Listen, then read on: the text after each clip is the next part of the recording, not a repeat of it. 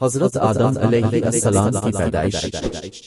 حضرت آدم علیہ السلام کی تخلیق انسانیت کے لیے ایک نعمت۔ تعارف۔ السلام علیکم ورحمۃ اللہ وبرکاتہ۔ ہمارے چینل میں خوش آمدید۔ آج ہم پہلے انسان اور اللہ کے پہلے نبی حضرت آدم علیہ السلام کی معجزانہ تخلیق پر بحث کریں گے۔ سکرپٹ آیت 1 شروع میں صرف اللہ تھا، کائنات کا خالق، اتنا عظیم اور اتنا چھوٹا۔ اس نے آسمانوں اور زمین کو ایک حکم سے پیدا کیا اور مٹی سے اس نے حضرت آدم کو بنایا جو بنی نوع انسان میں سب سے پہلے کھڑے تھے۔ آیت 2 اللہ نے اس میں زندگی پھونک دی اور وہ زندہ روح ہو گیا۔ فرشتوں نے اللہ کے کردار کی اطاعت کرتے ہوئے اسے سجدہ کیا۔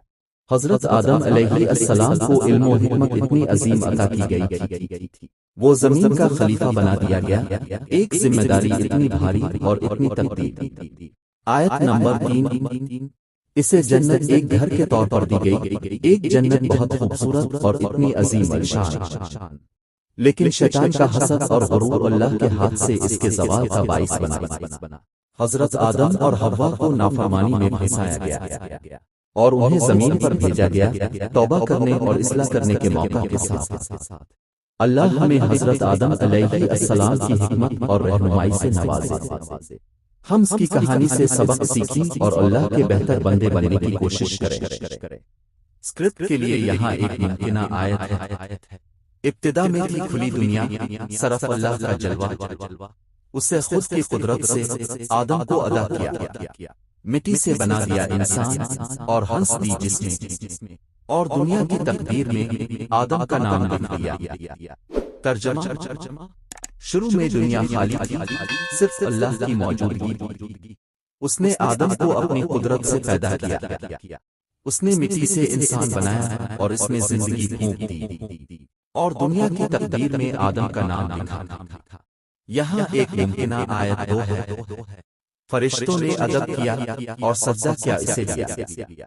اللہ نے علم کی بہار دی اور بنا دیا ہے اس کو حکم، جنت کی بہار دی اسے اور بنایا ہے اسے جانشین۔ آدم کی خدمت کی، دنیا کی تقدیر کا فیصلہ۔